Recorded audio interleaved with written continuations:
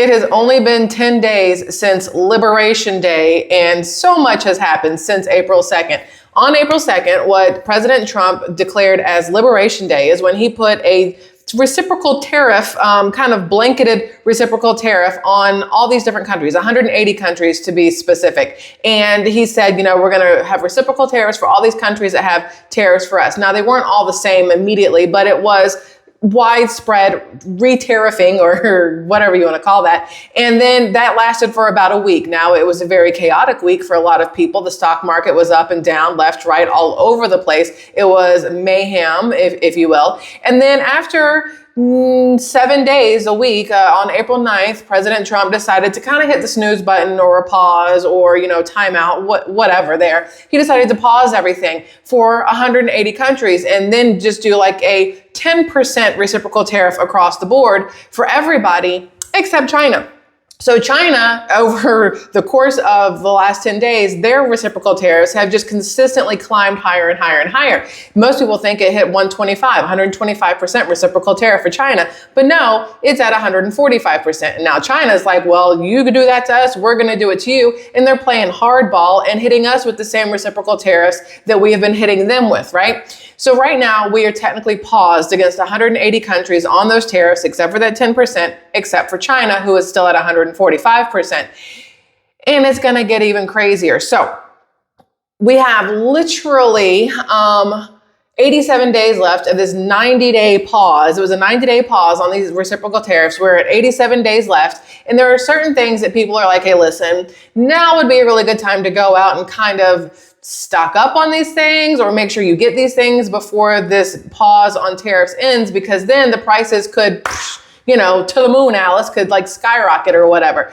What's interesting though, what's very interesting to me is a lot of people were talking about how the reciprocal tariffs were really going to hurt the cell phone computer industries because a lot of the chips and a lot of the materials we get for those kind of things do come from China. So Apple, their prices went up for a lot of people. They're like, oh, you want to buy an iPhone, an unlocked one that's going to cost you $3,000 right now. People were kind of going crazy with the pricing of things over the last week before the tariffs really even like jumped off hardcore and anything had ended up here in the US from these other countries. There's really no need for reciprocal tariffs or for the prices of things to have risen over the last 10 days because it's not like anything had taken effect on the supplies that were already in the stores here in the United States of America, right? Yet some people already started hiking up prices on a lot of things.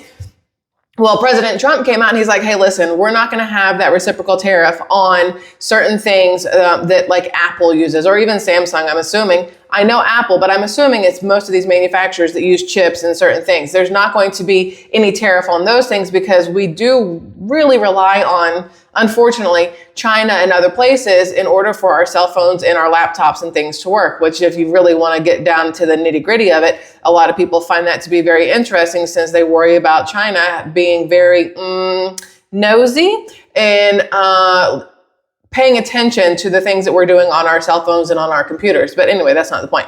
So there's this whole article that came out about the things that you need to really pay attention to over the next 87 days if you want to make these purchases before these reciprocal tariffs jump back into play and the prices go through the roof, right? So one of these things is washing machines. Well, washing machines and dryers. So two things really. They come from South Korea and China. Well, South Korea is going to have a 25% tariff, but China is at 145% tariff. So these things that we rely on from South Korea and China, whether it's for the whole unit itself or the parts that build the unit, that make the unit up, they're going to get way more expensive in the coming days, 87 days in theory. Then you also have to worry about refrigerators and microwaves. Japan, that 24% tariff. China, again, 145% tariff. Vacuum cleaners, air purifiers. China being our biggest supplier of both of those things, 145%. Malaysia, 24%. Still not a massive number, but enough to possibly make a difference, right? Coffee machines, blenders, and toasters. Again, China, 145% tariff there. Thailand, 36% tariff. All of these things are going to, in theory, go up in price in 87 days after this 90-day pause has finished.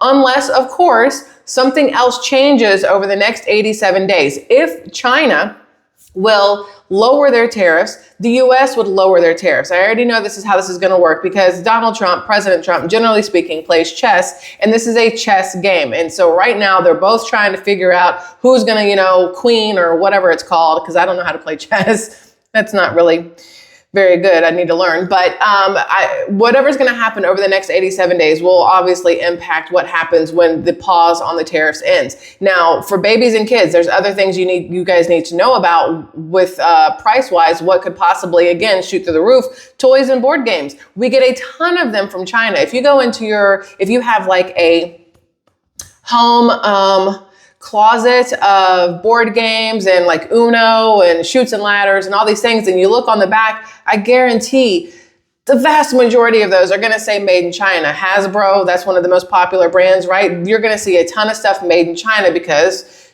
China manufacturing seems to be cheaper. Now, it could be because of said slave labor, it could be because of whatever reasons, but a lot of times these things are made there because those reasons. Strollers and baby gear. China, 145%. Vietnam, 46% is the reciprocal tariff for them. Although Vietnam saying that they're not going to have that reciprocal tariff to us, that they're going to lower theirs from 97 down to 0, ours may not shoot back up to 46% at the end of this next 87 days or 90-day pause. We'll see there. Children's furniture and activity sets. Again, China, a lot of stuff comes from there. Children's clothing. A lot comes from Myanmar, which I don't really know how to say that correctly. They're a 44% tariff, and then you have Cambodia at 49% tariffs. If you go into a Walmart, you go into Target, you go into an Oshkosh B'gosh, you go into all these different places and look at the labels in these clothing, you're going to see that a lot of these things for babies and for yourself and myself, our age groups, you're going to see a lot of them are manufactured in completely different countries. Now, when it comes to clothing, as I was talking about for, the grown-ups, t-shirts and jeans and outerwear in general, we have Bangladesh with a 37% tariff. We get a lot of stuff from them. Vietnam, again, at 46%, and India at 27% tariffs that will pop back off in theory in 87 days. Undergarments and socks, like your boxers, your undies, your tighty-whities, your thongs, your whatnots. You're looking at Sri Lanka, 44%, Pakistan, 29%, and good old China coming in at 145%. And then, of course, your athletic wear and sneakers. Nike is not produced in the United States of America. So if you're out there trying to buy Nikes, you better go get them now before the prices go up, because you have Vietnam again, the 46%, Cambodia at 49%, and good old China, always China, every single time, 145%. And then electronics, they're talking about the smartphones, the tablets, the laptops. The chips may not be part of the tariffs, but other parts of these things may be. So the prices still could go up on your cell phones, on your laptops. Now, not to the extent of if we were pulling everything in from China, that 145% tariff would, of course, skyrocket these prices. But we do get a lot of stuff from them. But we also, again, Vietnam, South Korea, Taiwan, you're anywhere in the 20s, 30s, and 40s% on the tariffs there. Your smartwatches and fitness trackers, your computer monitors and parts, your televisions, your chargers, adapters, accessories. Like so many things that we cannot manufacture here. Not that we can't, but we have gotten so used to not doing it that now in order to do it, it will take some time to really get things up and running. And in that interim, you're still going to want to be able to pull the parts that you need in from these other countries. So there could be a nice chunk of time where we're having to pay kind of sort of out the wazoo for these things until we can get everything figured out here in the United States, right?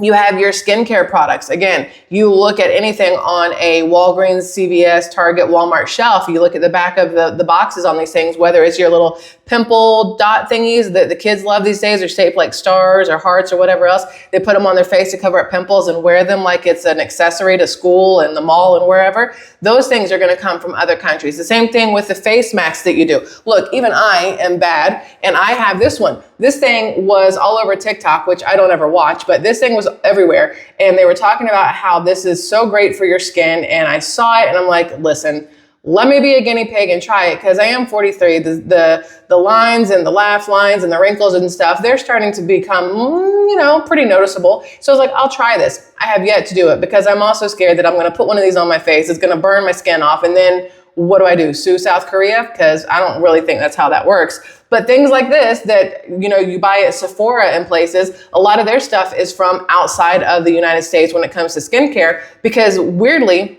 South Korea has a much higher safety regimen when it comes to skincare products for their faces and stuff, compared to what we allow here in the US. The chemicals we allow in our face stuff, and the dyes and the fragrances and all those other things that South Korea doesn't allow. So I do have some South Korea products, as bad as I feel about it. But besides South Korea products, I'm not sponsored by anything here, just so you know. I am addicted to this stuff. This Base Supplies tallow and honey balm. This stuff is absolutely amazeballs. I use this every single day, and people are like, "Hey, your skin's looking really good,"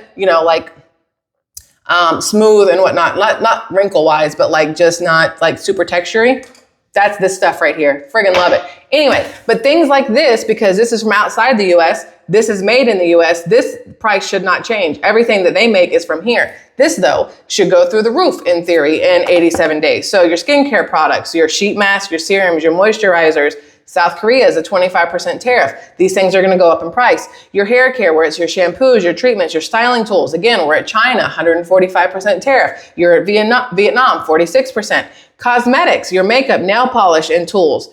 There's so many things that come from outside of this country that you don't even realize until it's time to go make a purchase and you're trying to figure out why the heck it costs so much. And then you look on the back of the box or the label or whatever, and you're like, oh, it's because it's not from here, which in theory is why things were cheaper before, because it's not from here. Well, now that not from here is going to cost you more than the from here stuff. So now you have to go out and try to find the equivalent of a lot of the things that you've been buying over the last decades. It's not even just it's the last couple of years, but the last couple of decades. Try to find the equivalent of a made in America version so that you don't have to pay out the wazoo because of all of the tariffs, right?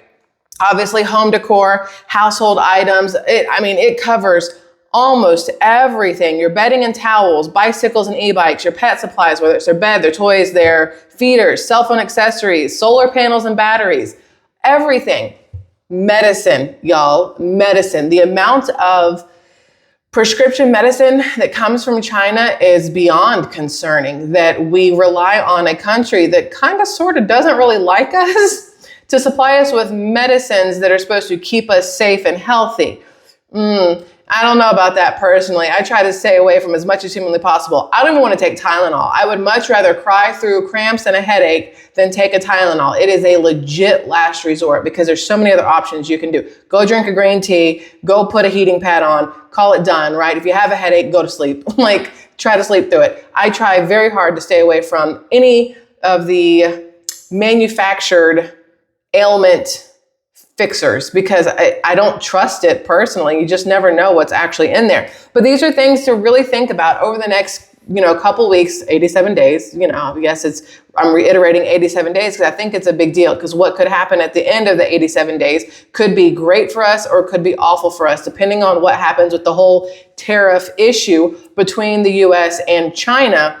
The other countries just happen to be, I'm not even going to call them innocent bystanders because they've been tariffing the US forever and a day. And now that we're finally giving it back to them, a lot of people are like, oh, shoot, I didn't expect them to, reciprocate in this way. So let's kind of calm this down. There are countries out there who have already said they're going to go back to 0 or 10%. And that way it's very even. This could be back to a free trade kind of situation by the time this is all said and done. I think that's the hope for a lot of people. Of course, manufacturers probably would enjoy not having to pay these extra tariffs. But again, we have 87 days for President Trump and everybody there and all these other country leaders to kind of talk behind the scenes, figure out what's going to happen. But in those 87 days, if you know for a fact that you need a new washer and dryer, I personally would suggest maybe going and looking at it now, because if the prices don't go up after 87 days, there's also the possibility that the supply seriously slows down or dwindles because people may not want to order them in,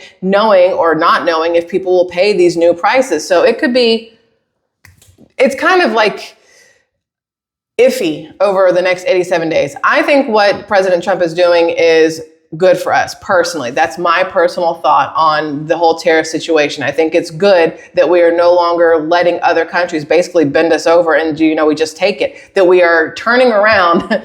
I don't know if bending them over back is how I really want to phrase this, but that's kind of, whatever. But it doesn't mean that it's going to be easy. That still sounds absolutely wrong, no matter how you look at that. It's going to be what it's going to be. So If you're looking at anything new to purchase that you've been thinking about, holding out on, waiting for that sale, now might be the time, boo-boo, because you just never know what's going to happen. So just wanted to give you guys kind of that heads up on stuff like you didn't already know, but just to have the discussion, because sometimes it's helpful to kind of hear it out loud and think it through out loud. So I love you all immensely, and I hope you have a fabulous rest of your night. Let me know your thoughts on the products that we've talked about and what you think the tariffs are going to do in the long run at the end of the 90-day pause, if you're expecting a positive outcome or a negative outcome, because I'm very curious to see how most people think about this. Okay?